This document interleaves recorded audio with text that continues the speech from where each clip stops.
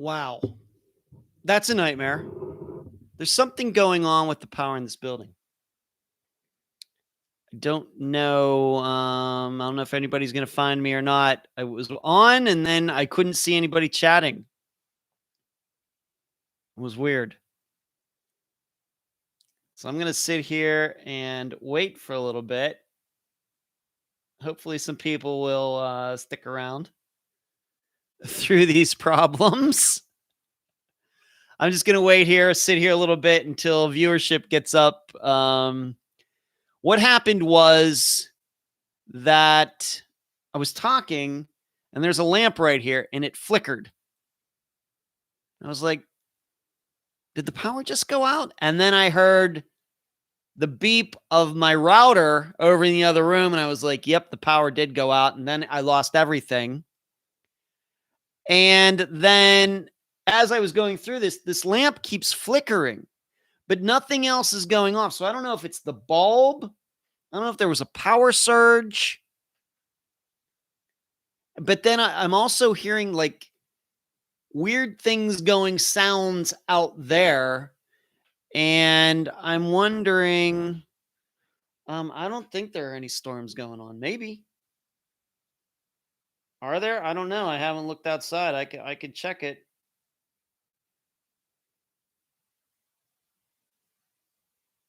Oh, yeah, there are. Wow, there are. You're right.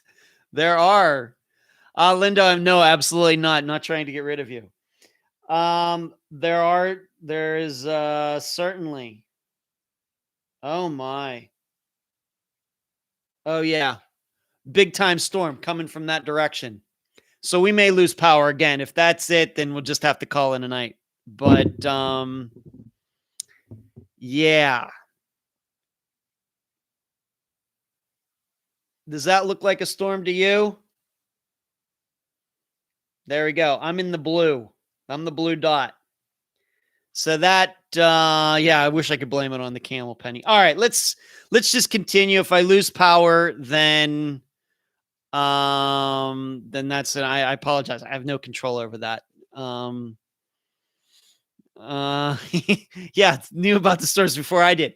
I'm very insulated in here. It's just, yeah, mere light mist. Yeah, Penny. Okay, let's just move on to some other things. What probably will do, they'll Unlive Part 1 and Unfound Live Part 2. I think I posted in the group that, hello, Robert, that we've been trying for a while to get somebody from Adventures with a Purpose on the program. They sent us a message yesterday. Cherie was the one who was trying to get that done. She was in contact with them and they gave us a no. I posted their response in the group. I just wanted all of you to know that we gave it our best shot and that was their response. So I guess we won't be talking to them anytime soon. Moving on. Book. Yeah, Cherie would like to remain silent. Yes, you have your Fifth Amendment rights, Cherie. Book Season 2, Volume 2 of the Unfound book series. Had a call with the guy who's putting together. I should be clear. He is not writing it. All right, I want to make that very, very clear. He is not writing it. This is all the work that I've done. That the interviews, transcriptions of the interviews, the links, the observations. He isn't writing anything. He is just putting it all together. And had a talk with him a couple days ago. It went very well. I think probably within the next week, Season 2, Volume 2 will be done. If you're interested to know what disappearances will be in that book, Helen Diamond, Laura Bible and Ashley Freeman, Lucinda Hewells, Ashley Kohler, Debbie Lowe, Patrick Beavers, and Clinton Nelson. And of course, the guests for those episodes will get their books for free. Some Patreon members will be getting some books for free as well.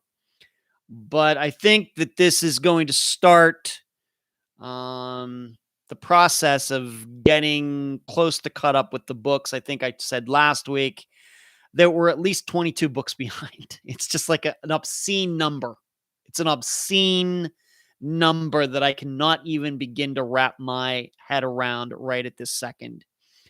But one way or the other, they're going to get done. It's not going to be cheap. It's my fault. And so I deserve to pay for it.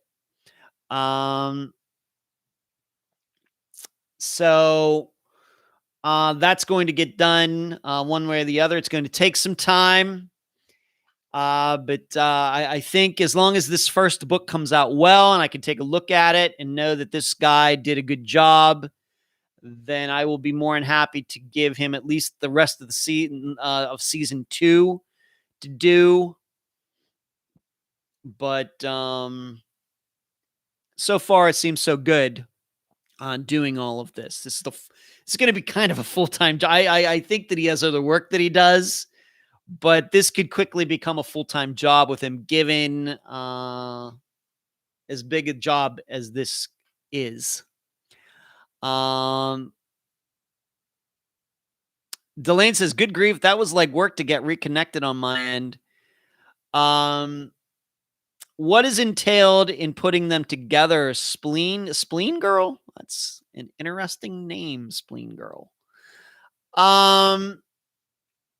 It's a combination, Spleen Girl, of knowing how to use the Mac program called Vellum.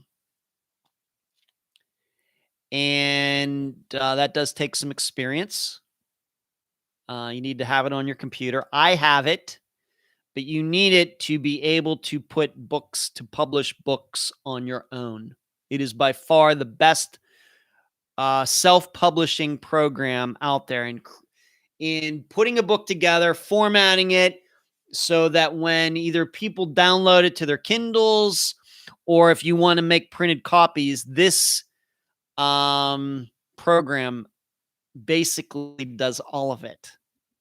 But it's work putting everything together. The big issue, of course, is the interviews.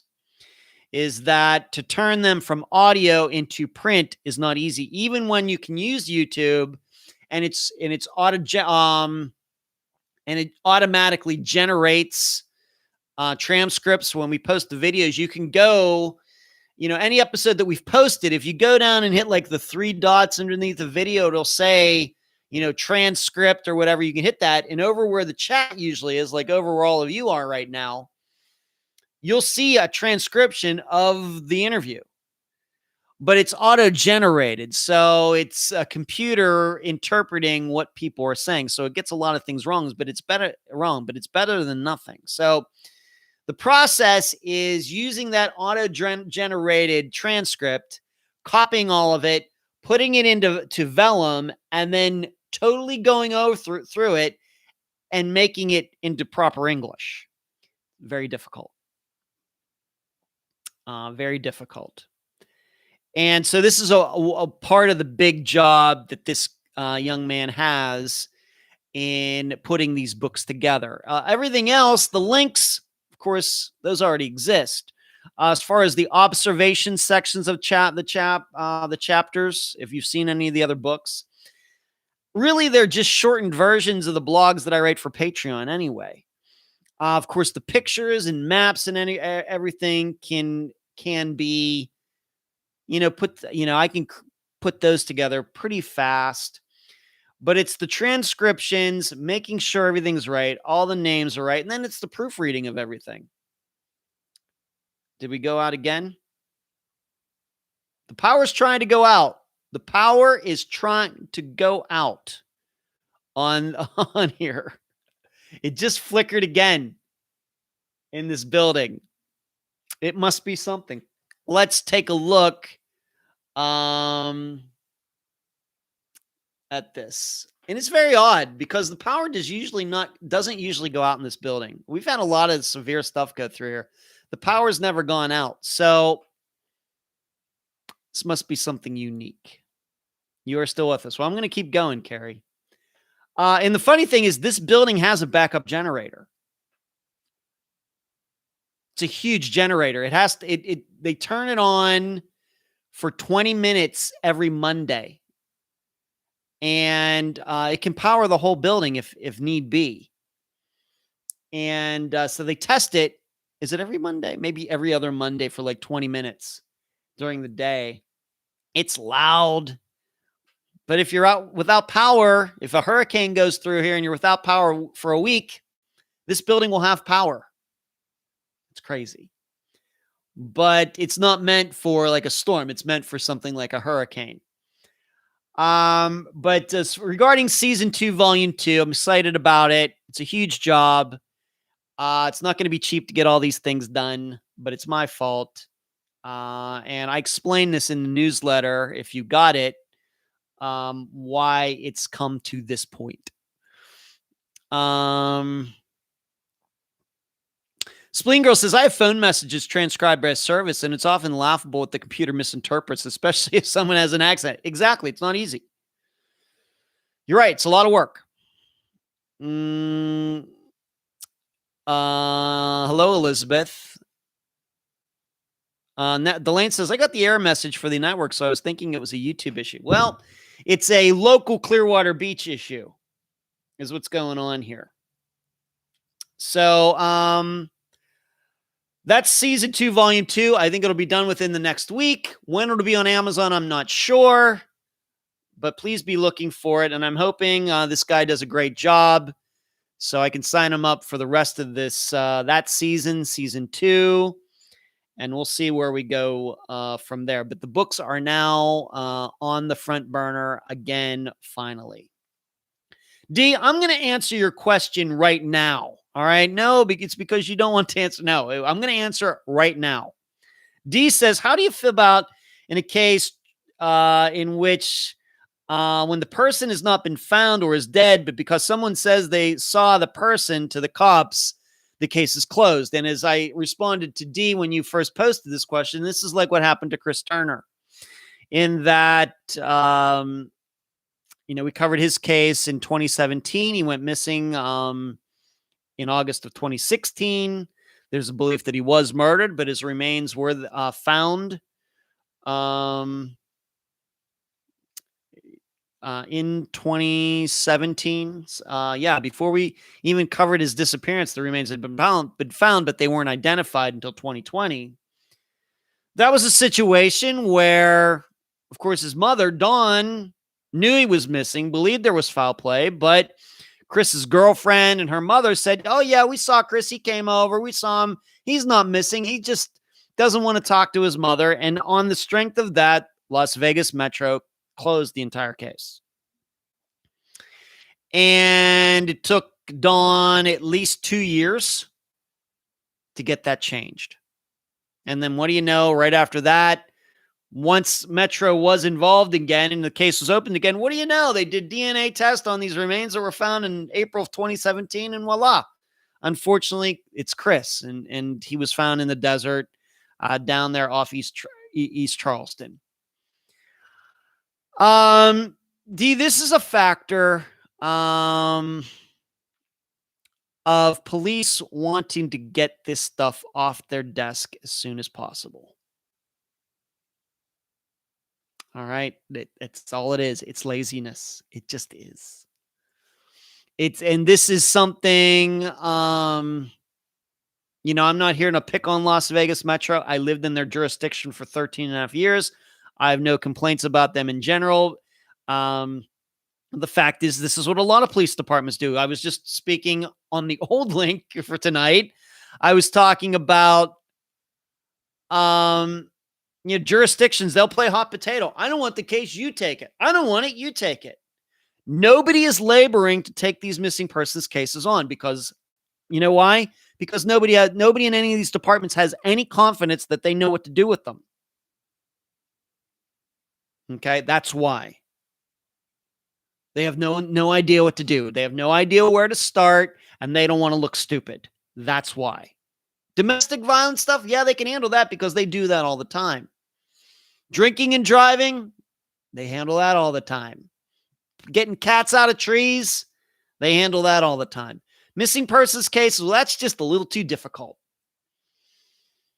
And so this is what happens. They're looking for any reason to close these cases as quickly as possible. Even though somebody like Chris's girlfriend and her mother offer up no proof of what they're saying is true. No pictures, no phone calls, no texts, no video, nothing. Las Vegas Metro chose to believe them anyway. Even though immediately Chris's own mother is saying they're liars. The girlfriend might have had something to do with Chris going missing. Didn't change it. As soon as it was closed, this is what Las Vegas Metro did. We know nothing. La, la, la, la, la, la. We can't hear you. That's what they did. So,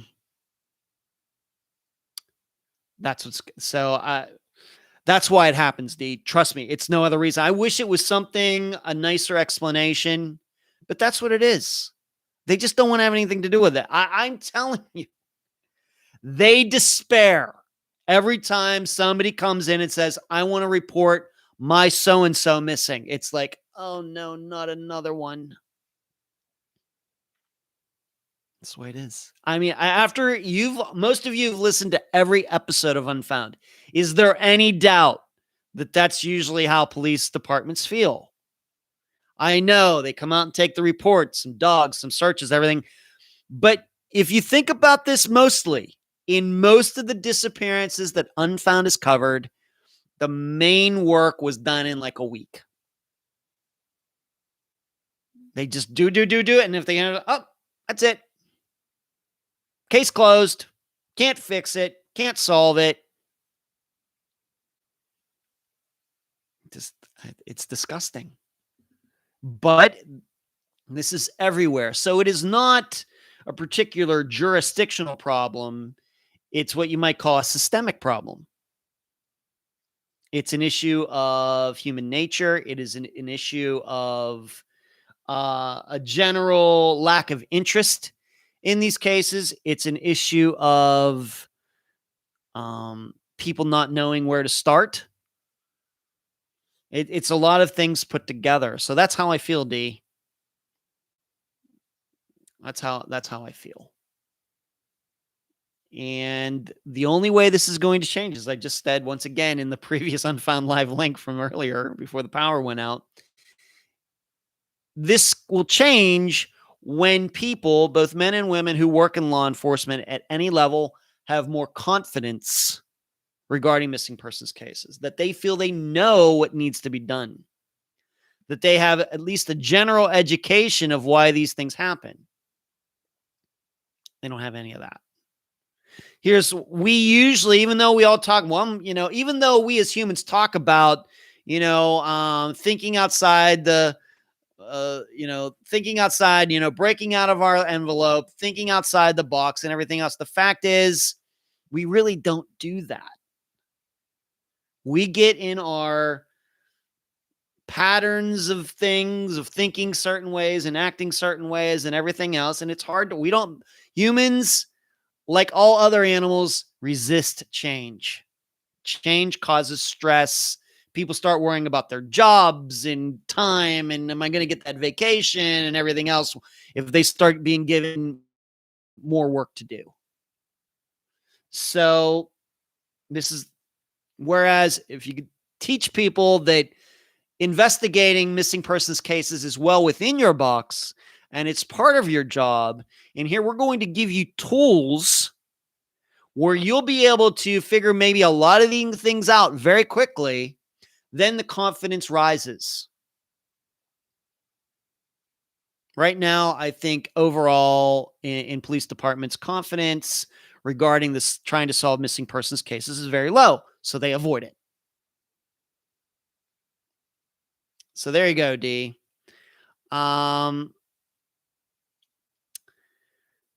They take the easy way out. Yeah. Shree says it's a lot of work and it's 90% a one-man show, so I wouldn't apologize for anything being a little behind. Thank you, Shree. The interviews, the production, the blog, the Facebook group, social media, the FOIs, yeah. And I 100% enjoy it, Cherie. Thank you. Spleen says, Chris Turner's case is infuriating. It is. Now, I'm not going to go as far as to say that he was murdered. Probably was, but I don't know if there's any evidence of that right at the second. I've seen Don writing some things that there was a gunshot wound in one of his bones. I don't know. But I don't care if he committed suicide. I don't care if he was murdered. I don't care. Metro shouldn't have done what they did. But they did it anyway. And on top of everything else, they've never apologized to her. Once they reopened the case, they didn't say, you know what, our fault. That was bad. That was stupid. No.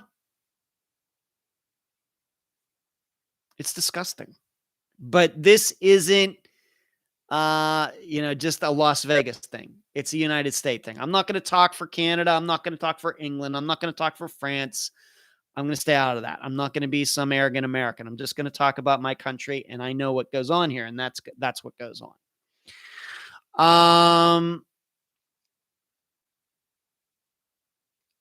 Spleen says, "Yug, the poor mom." Absolutely. Absolutely. I don't know how Dawn's done it.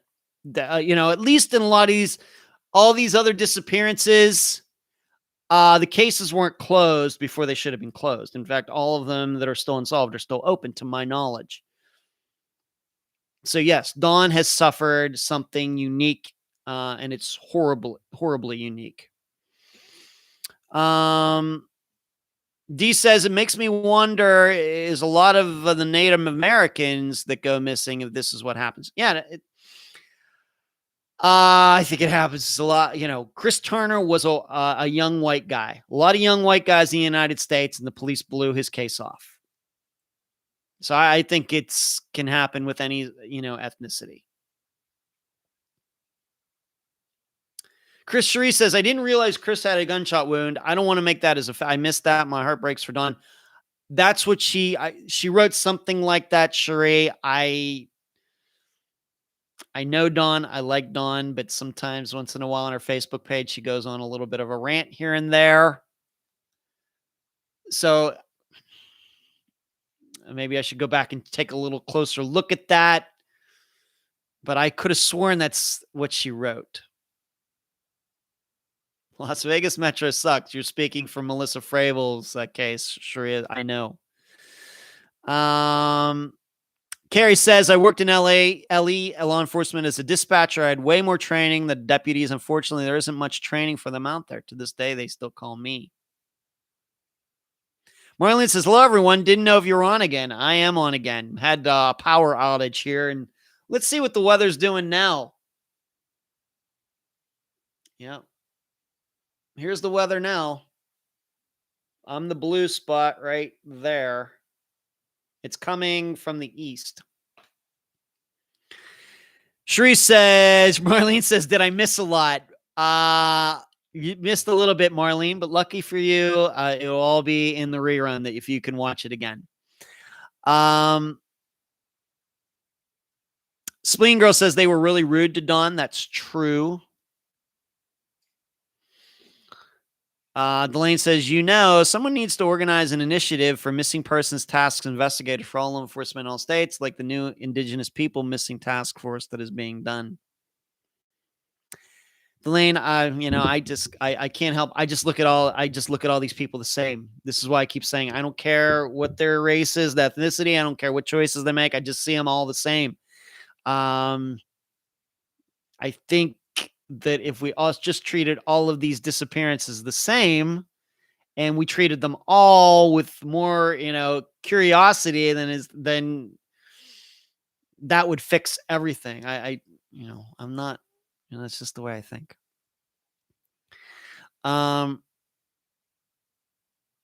The MMIW investigations are way past due attention. I wish I knew what I know some MMIW. What does that stand for? I agree. Dawn, at the very least, deserves an apology, and I know she didn't get one. Dawn said if she had been a girl, they would have taken it more seriously, and I suppose there's something to that. There could be spleen, but unfortunately, we have a lot of disappearances and unfounds catalog where women, got ignored as well. Excuse me while I plug this computer.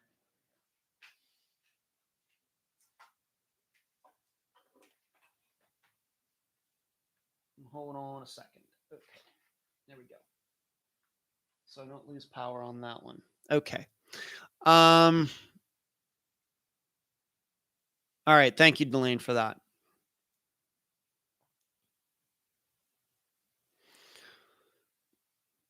D says, on the show I listened to yesterday, they said gunshot to the head. That's news to me, D, if that's you're talking about Chris Turner. She did an update interview with Marissa, and apparently they have autopsy records to show there's what D is saying. Okay. I guess it must be true then. I guess it must be true. Didn't they find his remains? Well, they found them in 2017, Marlene, but they weren't identified till 2020. Yeah. Marlene says, I will catch up later. Well, it's good to see you, Marlene. I apologize for all the problems tonight. Totally out of my hands. Little did I know that somebody was going to throw a storm through here tonight. Let's move on to this. Unfound now. You know that not only did a new episode come out I hope that answers your question, D. Not only did a new episode come out last Friday, but a new Unfound now. I was due. Try to do one once a month. Another Texas disappearance that was not planned. Cynthia Traore is her name. I know it's BAH dash Traore. And I made a point to find somebody whose name was like that was pronounced, and that's how it's pronounced. Traore is pronounced Traore. I think it's like French or Haitian or something like that. So it's BAH space Traore. Her maiden name was Elvoid, Alvoid. And I thought it was an opportunity. The reason that I chose that one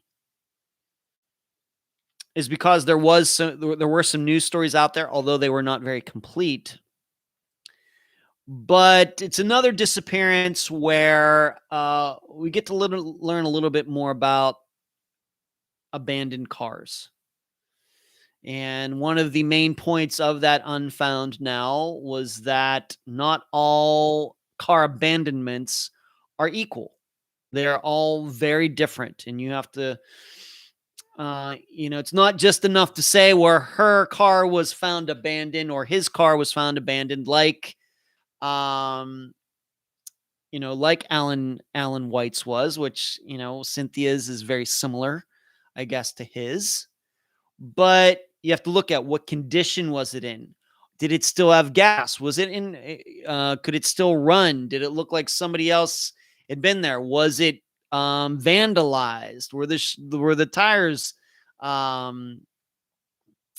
flat? Was it found out in the middle of nowhere? Was it found in a downtown area? How soon was it found? How long could it have been sitting there? All of these questions are very important when trying to understand a disappearance. And trying to, collect those facts. If you just say, well, the car was abandoned, once again, this goes back to what we were talking about. I am sure that most investigators, when they get the police, Cynthia's missing. Can you come fill out the report? And then their car is found. I'm sure all of these investigators treat car abandonments the same. Now, they may do the forensics and all those things. That's fine. But all of those other things that have nothing to do with forensics and knowing about other cars that were found in other missing persons cases, that's what you need to know. You also need to know that stuff. You don't know that stuff. Now, as far as Cynthia's, in particular, and I talked about it if you watched it, I can't get over the idea. What really concerns me is that this car was found abandoned on a highway, but it wasn't abandoned on this highway 8 days later.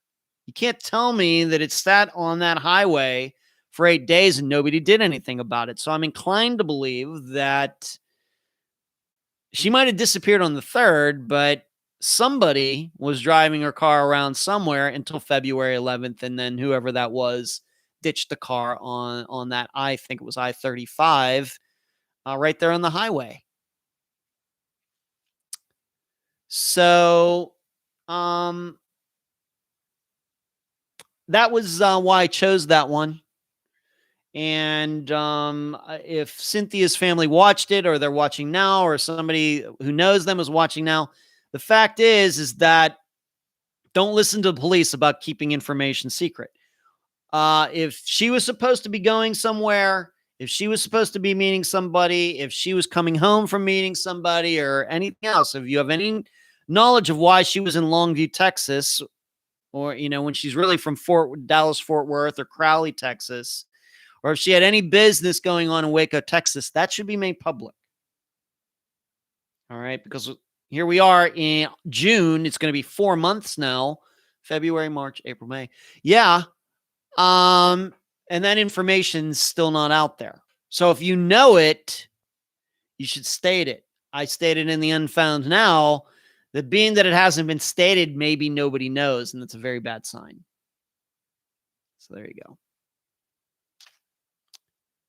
All right, good to see you, Marlene. Kay says, hello, I'm late. Well, we're kind of all late, Kay, because we started the show and then the power went out here. So this is actually my second attempt at doing the live show tonight. Peyton says, Jason Landry, anything new or any new thoughts from you? It's, I was thinking about that just to, as I was talking about Cynthia's disappearance. To my knowledge, Peyton, no new news. They've done 2 complete searches, nothing. Once again, that's another car abandonment, but it's certainly different from Cynthia's. It's different from Alan's. It's different from, Greg Brooks's that we covered on Unfound way back in 2017. It's different from Eric Alvarado's. Each one of these, although they are all classified as car abandonments, each of them has their own specific set of facts that need to be looked at.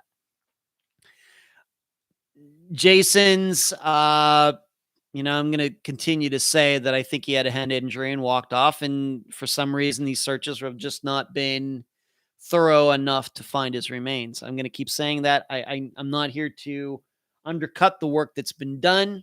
These are the people that are there and getting up early and walking and everything else. I'm not there. Easy for me to talk. But I don't know how else you can come to any sort of other conclusion until you start going toward Cooksville. And I don't like to go there. I passed that exit on the highway. So I have to believe, Peyton, that Jason will eventually be found. I unfortunately think that he will be deceased, and I think that his remains will be found in the general area. That's what my experience tells me. There are those exceptions. Hello, Deborah. Deborah's getting in. It's way late. Screaming. Well, screaming, you missed all the excitement in the first hour when the power went out and I had to start this live show again. Yeah, please give this video a thumbs up too. I'm glad we've been able to get back up to a pretty good number tonight, even though this is actually a second attempt at this. Peyton, the dad now believes someone else is involved, and they're doing something regarding finding if any phones were used in that time he went missing nearby, maybe calls. Peyton, that's news to me. As you would suspect, it's hard for me to keep up on the daily activities of, all of these cases that we've covered Unfound, whether it's an Unfound Now or the regular episodes. That's why I do those updates every 3 months and try to even catch myself up on some of these things. If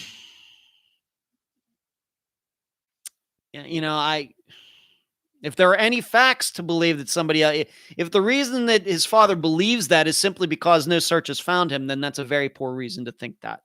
On the other hand, if there is proof that maybe on the car there was like paint from another car, that he got run off the road or something like that, then that would, of course, change my mind.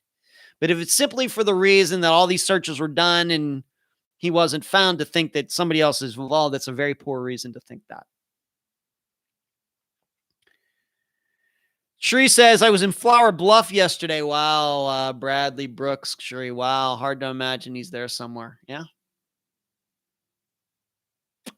Wow, Shree, I didn't know that. That's interesting. There's Twinkle. I was wondering. Well, Twinkle, you missed all the excitement in the first hour when the power went out. Actually, it wasn't excitement at all. It actually kind of stunk. Let's move on to this. Dr. Telesco, got to speak to her last Thursday. It was really good to talk about Kelly Rothwell. Really takes me back, to the beginnings of Unfound, just like Joshua Guimond's. I mean, it does seem that with Dr. Telesco, we've really covered a lot of those very old episodes. I mean, we've covered 3 from 2016, and they're only like total of 10. But Joshua Guimond, Robin Abrams, and now Kelly Rothwell, all in that very short period of September 2016 through December. I don't know why that's happened. I just realized that right now. But as I stated in talking to Dr. Telesco, that her disappearance is probably more on my mind than most. Once again, just because I'm from this area. I go by her old condo all the time. I drive by where her car was found. I was just at that post office yesterday, and her car was found right down the street from there. So I can't help but have these things go through my mind. I come down off that causeway, make a right to come up this direction, the same exact way that David Perry would have been jogging or walking back from what we believe dumping her car there. And it's very sad. And it drives you nuts because he did something to her. And, it's been 10 years and nothing's been done about it. So that was our discussion. Our next interview will be later this month, another Thursday, I think June 20-something. What would it be? Probably the 24th? I'm thinking June 24th will be our next one. We've not picked out a disappearance to talk about yet. It'll be interesting to see what she wants to do. She says, let's do this, and I give her a list. With Kelly Rothwell's, she wanted me to give her Dr. Telesco wanted a list of disappearances that were pretty much for sure murders. So you can see why Kelly Rothwell's ended up being the one that we covered. Let's take another question. And this comes from Jennifer. I wonder if Jennifer's in here tonight. Long question, long statement with a bunch of questions. I know the invention of cell phones has greatly impacted the search for missing persons in a helpful way. How much information do you suggest a family member get from the cell phone company? Just the previous few days worth of calls or further back? My opinion, Jennifer, is they should go back as far as possible. As much as they could get, they should just take all of it. It's easier to that is easier than just getting the previous couple weeks and then figure out maybe we need to go back further. And then you're constantly going back to the cell phone company. Just get as much as you can get. Now, the thing is, not all families are successful in getting that information. Of course, we know in Cameron Remmer's case, they were. Whereas in some other disappearances we've covered, the families have never seen the cell phone records at all. So it just depends. What steps does the family have to go through to get those records? It depends. Jennifer and the rest of you, it doesn't seem to me that there's any hard and fast rule regarding this. It seems, my perception, of course, I'm not there at the time all this is happening. My perception, though, is that the Cameron Remmer's family, for example, took a very proactive approach to his phone records. Some other families, they have just let the police handle it. And what they don't understand is once the police collect it, the odds of getting it from the police are pretty low. Whereas if the family collects it, they can make copies and then give it to the police. This is one of those things. This is another one of those public perceptions. Well, I'll just let the police handle it because they're going to do the investigation and they're going to look through all of this and they're going to analyze all this, and then it ends up not being true. And then the family can't get the records because the cell phone company's already given them out once. And the cell phone company says, well, the police already collected it. And I don't know if we want to really get in the middle of that.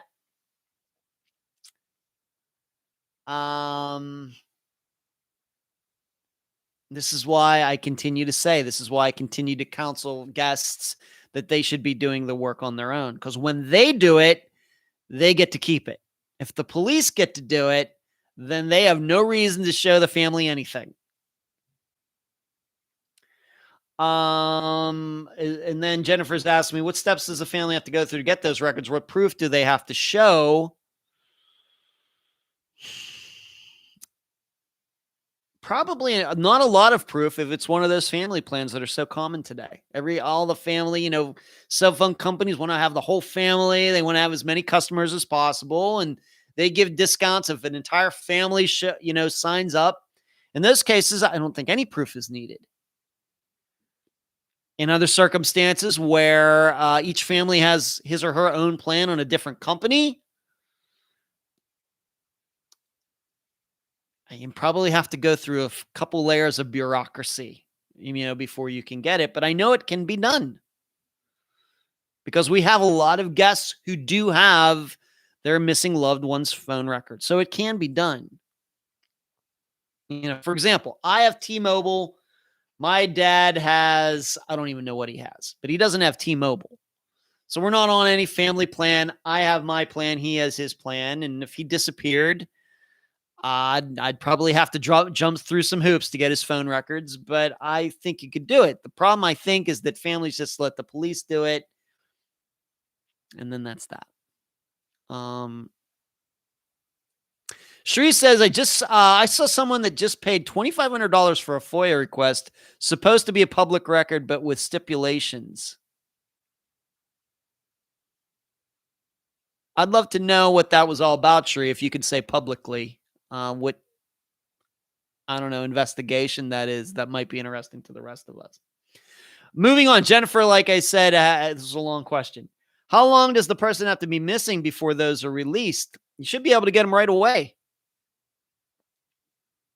In fact, hopefully if, it's one of those things, Jennifer, where most of our recent cell phone records are online. And those records are usually attached to our email account. So if this missing person has a computer, you just get on the computer, and I know on my computers, all the passwords are saved. It's not like every time I go to Gmail that I have to type my password in. So you can get on there.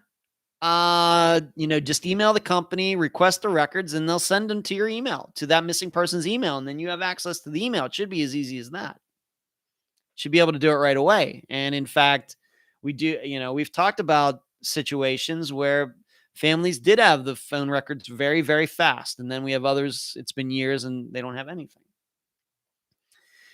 Have they been able to provide text yet, or just phone numbers and length of call? Well, with texts, cell phone companies do not know what are in the text. They just know that the text was sent. To know what the text actually said, you'd either have to have the missing person's phone or the phone of the person the text was sent to. Of course, you might be able to check voicemail. Maybe you can check voicemail from a different phone, but one of those things, I think you need to have the missing person's phone to check voicemail. And what is usually the radius distance search from a tower that a phone pings from? Jennifer, this is dependent on what kind of area you are talking about. In a city, cell phone towers are very close together, mainly because of the population. They never want to overload any particular tower. So it would not be unusual for a person to travel a mile and go from one tower to another. On the other hand, if you're out in the hinterlands of the United States, where there aren't as many people and it's not as densely populated, that one tower could cover people for many, many square miles. So it just depends where the disappearance happened and the circumstances and everything there. Um, I think that because most people live in the city, their perception is that cell phone tower reception, the reception of a cell phone tower does not go that far. Actually, that's not really true. The reason is the perception is because they always see all these cell phone towers everywhere. Where that's not because the cell phone towers don't have any power to transmit a signal. It's just with more towers, the service is better. The service is quicker. Keep that in mind. It's same like gas stations. The reason there are more gas stations in cities is because there are more people. It's not because cars get worse gas mileage necessarily in cities that there are more gas stations. It's because there's more people. And that's why some towns only have one gas station, because there's not as many people. Same thing.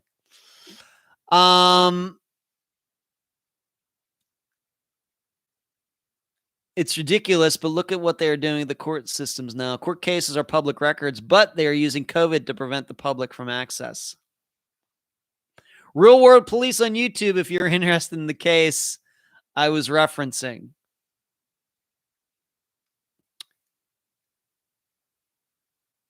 Real World Police on YouTube, if you're interested in the case. Charlotte, I work on genealogy, and I used to go to different courthouses all over the country, and some charge 50 cents a page. Yeah, some charge $2 a page, but that was a long time ago. Sheree, look at the Dable case in Idaho. All those behind the lens conversations are supposed to be public. Before COVID, they were. Now that they are on Zoom, they are acting like they are new. There are new rules. Okay.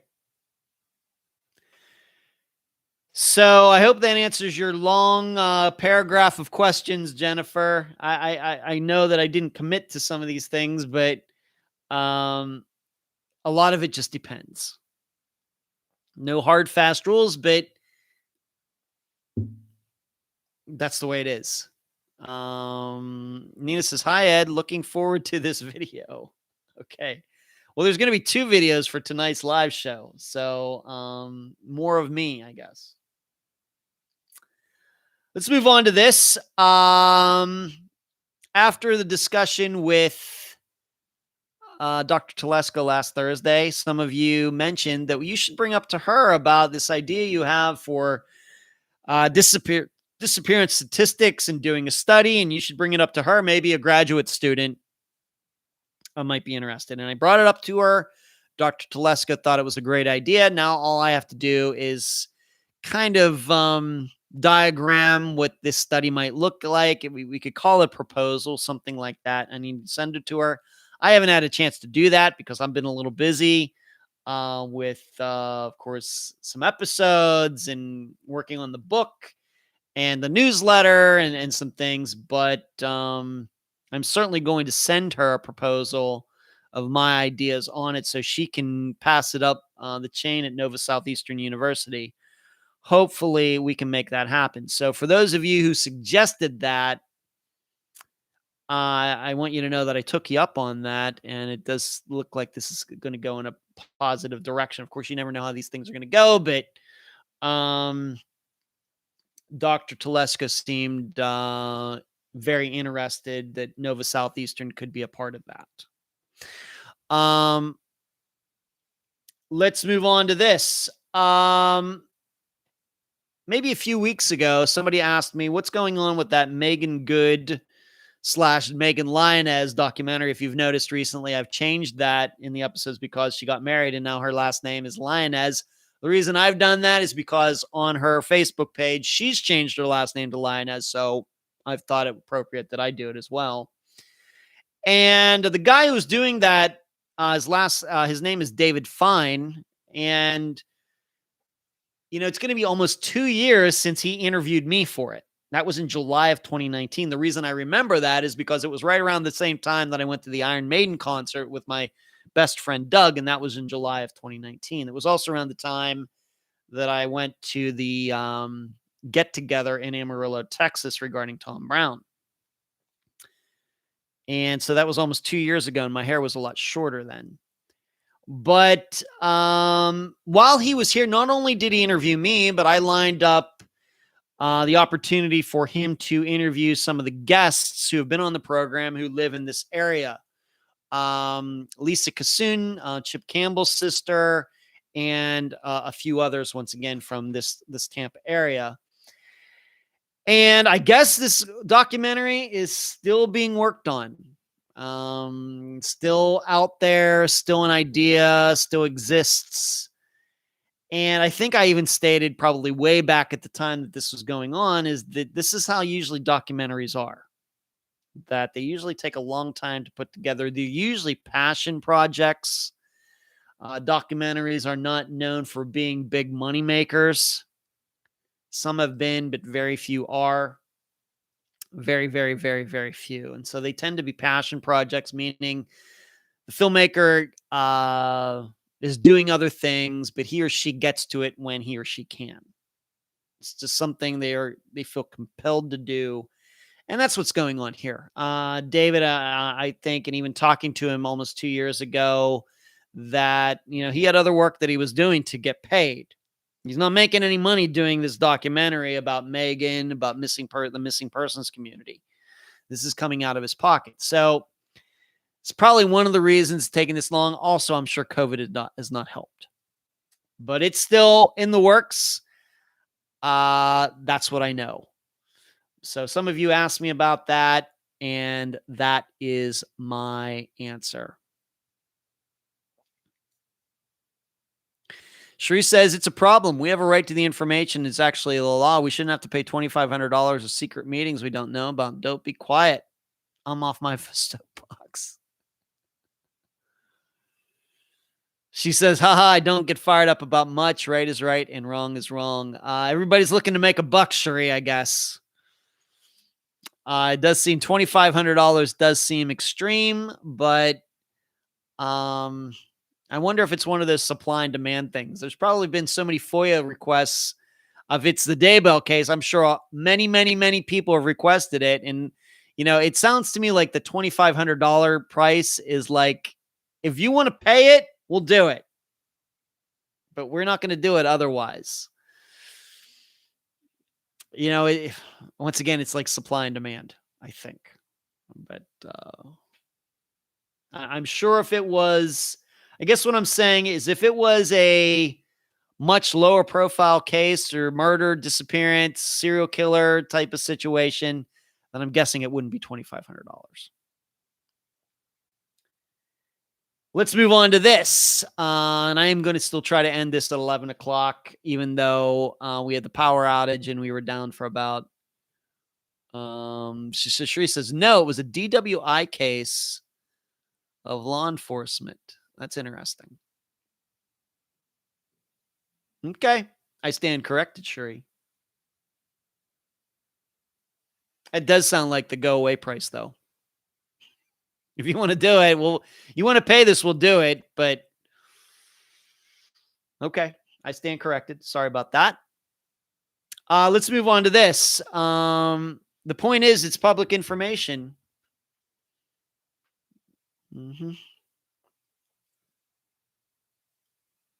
And I'm not here to defend them. It'd be nice if they did it for free. If you're saying that, I agree. It would be nice if they did it for free. And it would be nice if they only did it for $25. Let's move on to this. Being that somebody asked me this, I'm going to have to answer it. I don't have to answer it, but I'm going to anyway. Amy asked me, have you considered digging into the Tom Brown case? Well, Amy, I think I did dig into the Tom Brown case. We covered it in 2018. I think the perception is in at least Canadian Texas and Hemp Hill County is that Unfound was the program that kind of brought Tom's disappearance, of course, the disappearance at the time, to the public. And mainly because of the video that I took a look at back then, the interview I did with Penny, and all. So, you have to remember, I am a specialist in missing persons cases, but I'm not a specialist in any one particular disappearance. And I'm never going to be that, because we cover a different disappearance every week. So it's hard to be an expert in any of them. But what also helps, and when you cover a different disappearance every week, is you do not become obsessed with any particular disappearance. It doesn't keep you up at night. You don't go down rabbit holes and all these things. And that is certainly what has happened with certain people regarding Tom Brown's disappearance. And some believe now that his remains have been found, murdered, suicide, accidental death, whatever you want to call it. That has certainly become the situation. Now, my perception is that since Nathan Lewis resigned, that things have certainly, since when was that, 29th, things have certainly cooled off. They kind of turned the temperature down in that boiler that was going on in that part of Texas. I continue to say that it very well may be that Tom Brown was murdered. I can certainly craft scenarios in my head where that happened. I just don't know if there are enough facts out there to prove it.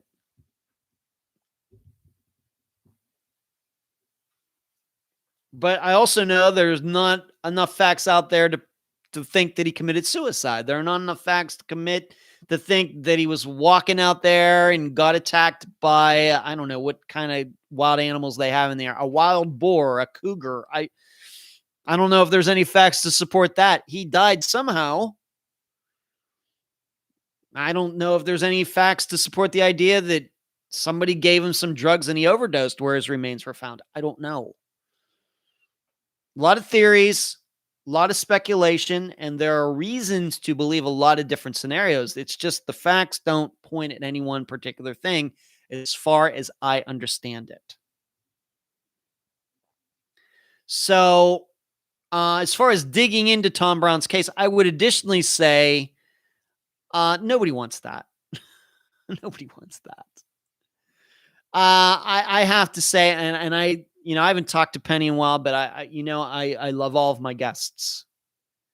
And it was a pleasure to meet her back in 2019 and everything else. But she doesn't want that. Phil Klein doesn't want that, being that Penny and Phil are in a league together. He doesn't want me digging into it. And that's not really what I do anyway. If I, dig into it, all the other episodes of Unfound are going to have to be put on hold, and I'm just not going to do that. The sheriff's office in Hemphill County doesn't want that. The attorney general's office in Texas doesn't want that. And you know what? And I don't want to get in the middle of it either. I think that I've done a very moral job on it. And I think that if anybody who has looked into this, I think I've been as objective as anybody. I think that I've been one to try to tamp down all the speculation and everything else, even though, once again, because I'm human, I have my own personal beliefs about it. But once again, I can even say for my own personal beliefs, I don't know if there are enough facts to support it. What drives me nuts is people arguing back and forth. Well, it was this, it was that, it was this, and there's no facts of any of it. It's just people arguing just because they want to be right. But if the facts were so clear, this case would have been solved by now, whether by Phil Klein, by the Attorney General's office, by whoever else. It would have been solved by now if everybody was so clear that something happened.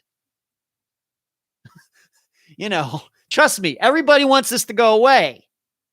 They want it to be solved. Penny and Phil Klein want it to be solved. The Attorney General's office wants it to be solved.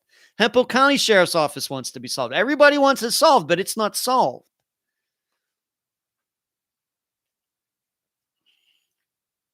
So, and it's just because I think there just aren't enough facts, even though the public, people I would call people who have jumped into this just to get names for themselves because talking about Tom Brown gets attention. They don't have any facts either.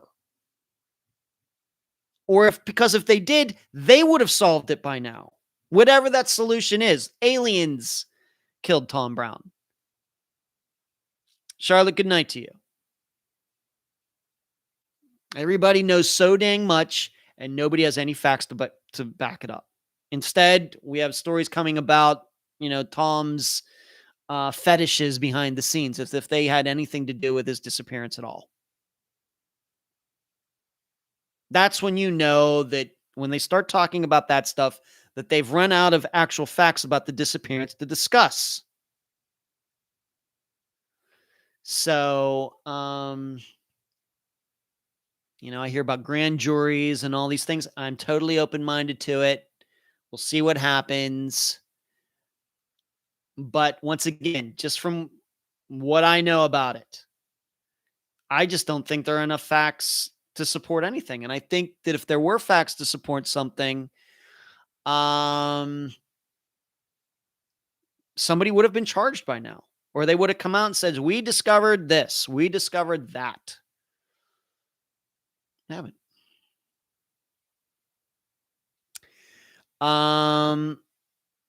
D says, but we all have our own thoughts, and everybody's going to have their thoughts, and it's totally natural to do, D. I'm not telling people not to have thoughts. It's just when it gets to the point of being so dang sure and arguing with people. When I talk to my assistants, I talk to listeners, we discuss things. With Brian Schaefer recently, I came to a certain conclusion, and some people who read the blog were like, really? And we have a discussion. And it's always weird to me when somebody asks me, do you really think that, Ed? And I said, well, I wrote it. And then, well, don't you think this, but this, but this, but this. And at some point, I just have to say to the person, you asked. Okay. If you don't like my answer, I can't do anything about that. You asked me what I thought. These are my thoughts. I'm not here to argue with you. I'm not trying to change your mind. You're not going to change my mind. But it is weird. It's the same thing with Brian Schaefer. It's the same way with Tom Brown. Everybody's so dang sure that you ask somebody's opinion, they give it, and then suddenly in a minute they're arguing as if either of the people know what the heck they're talking about. And, even if where do you start? At this point, it's over it's 4.5 years. Parts of his remains have been found. We know where the car was. We know where he was found. We know all these other things. I on one hand, I admit it's hard to imagine that he parked his car there and walked 12 miles. It's hard to imagine. Not impossible. It's just hard to imagine. On the other hand, if somebody murdered him, why did they leave his body right there? Why did they leave it where it could be found so easily when they could have put him anywhere? There was a lake there, surely more areas that are, more remote than that. I don't know. Shree says, this is one of those boots on the ground cases that Unfound has done everything. And I mean, everything we could. That's true. Funny you should put it that way, Shree. FOIA is talking to creepy law enforcement. That's true. Shree's speaking truth there. Read what she's saying. Addicted says Missy Beavers is another one that gets people arguing. Yeah, everybody's so dang sure. I don't get it.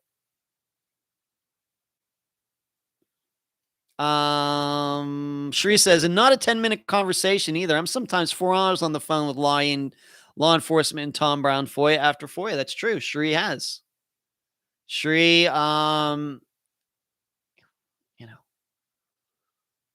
Sheree was brave enough. I guess that would be the word. Maybe it doesn't seem so brave now, but I think at the time it certainly was. She contacted Pine Gregory, the person who found Tom's remains, who was on duty that night, that everybody, a lot of people were suspicious of. Sheree contacted him and continues to talk to him. And I think that they have a mutual respect for each other. And I think that if Sheree wanted to call him up tomorrow to talk to him a little bit more about Tom Brown's case, I think that would happen. And I've had an opportunity to talk to him as well. That's because of Sheree. Whereas instead, there are a lot of people who have never talked to Pine Gregory and criticize him. I don't know if Pine Gregory was involved or not. I'm still very open-minded, but I'll listen to anything he wants to say, and I'm not going to argue with him. It's like with Steve Pankey. I'll talk to him, ask him questions. Okay. And I'll tell you what he said. But a lot of people, go after these people and never spoken to them once.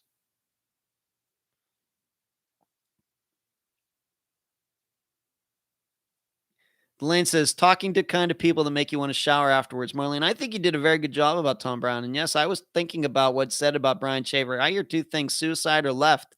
I'm beginning to think what you said last week. Sheree says, I just want people to know that the truth about what Unfound actually does. It is boots on the ground. You keep using that phrase, Sheree. Julie says, slice a fish and then you fry. I love fried fish, Julie, and that's one of the foods I can't still eat these days. So, Amy, that's my answer. If you are in here or whatever else, that's my answer. I think I've been fairly critical of the people involved. I think a lot of promises have been made that have not come to fruition. My whole thing about Unfound, under promise, over deliver. That is Ed Densel's life. Under promise, over deliver.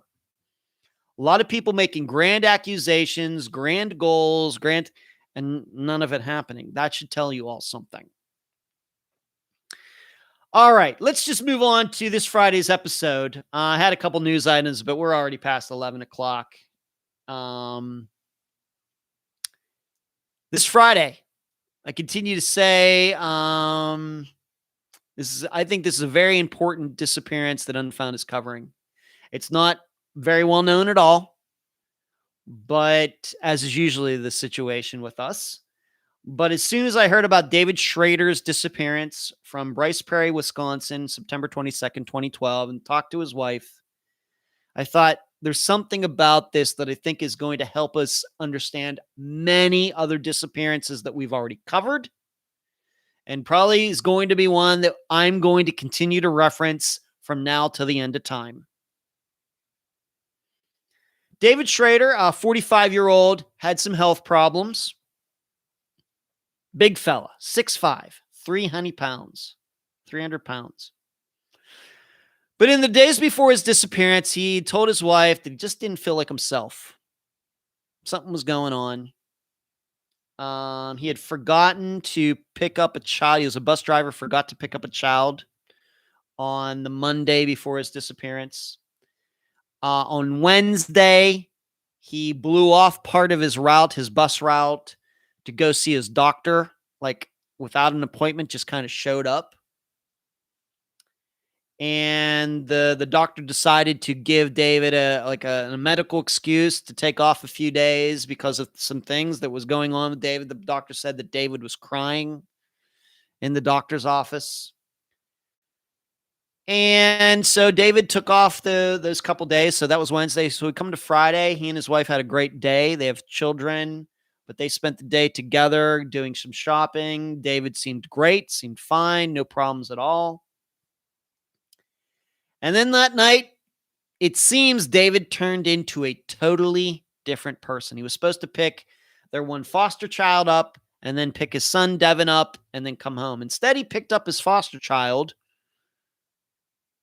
And the foster child, who was actually 18 years old, partied the night away. He blew off picking up his son Devin and said David took this 18-year-old foster kid to a bar. David got drunk. They went to a Hooters. They got kicked out of there because of the way David acted. David then, once the Hooters shut down, he tried to break into the place. Then went to Walmart, and he and this foster kid, whose name was Robert, they spent the rest of the night fishing. Once again, David leaving his real son stranded at a football game in another town. The next morning, when David and this foster child, Robert, finally come home, and his wife confronts David, he claims it never happened. Says that I never went out last night. I was home all night. That's what he did. They ended up going to a church event that Saturday. David continued to act very oddly. His wife brought him home. Left the rest of the family at this church event. She went back to get them an hour later when she came back home, and her plan was to take David to like the emergency room because she said, this is just, he's lost his mind. Come home, David's not there. Never to be seen again. No evidence that there was no car that he could have driven.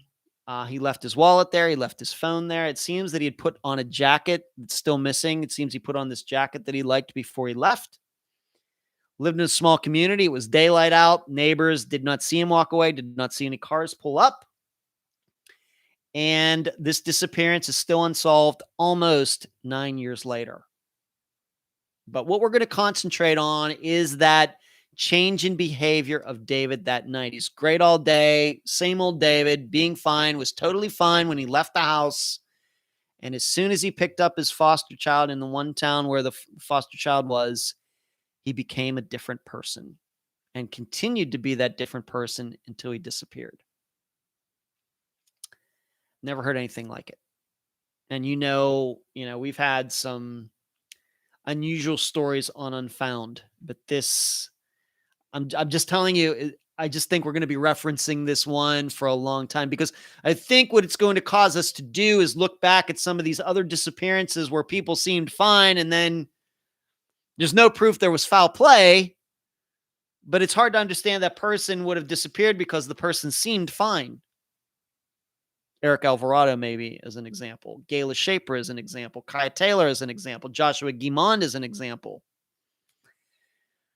And here we have now a documented situation where a person was perfectly fine when he left the house, but by the time he picked one of those kids up, he'd flipped. To the point when he was confronted by it the next morning, he claims that all that stuff the previous night never happened. It's going to be noteworthy. I'm telling you right now, but it'll be up for all of you to decide. And that's why this episode is being called For Your Consideration. Once again, David Schroeder. It looks like Schroeder. It's Schroeder. September 22nd, 2012, Bryce Prairie, Wisconsin. His wife, Carla, will be the guest. She did a great job. So that's all I got for tonight with two separate videos. I'm glad we were able to keep it all together, even with like a 10-minute pause in there. So what did we do? Talked about disc golf. Talked about my ace. Talked about getting the next second shot of vaccine next week. Don't forget my very good friend, Suzanne De Laurentiis' show, Suzanne Saturday Night Scares on Amazon Prime. I want you to check it out. My weight's going good. I'm looking fantastic. The Anderson poll, Adventures with a Purpose, turned us down. Season 2, Volume 2, Unfound Now, Dr. Telesco, Sabermetrics and Statistics for Disappearances. Megan Linez documentary. Took some great questions. Finishing it up with a preview of David Schroeder. That's all I got. Man, we made it through even with the power going out. I'm so happy. Thank you all tonight. Thank you for tuning in. And that's all I got. I'm thinking the Ed covers disappearance is classy. Thank you, Coffee. I didn't read some of these. Hold on. Let me read some of these. Thank you, Coffee. You're very kind.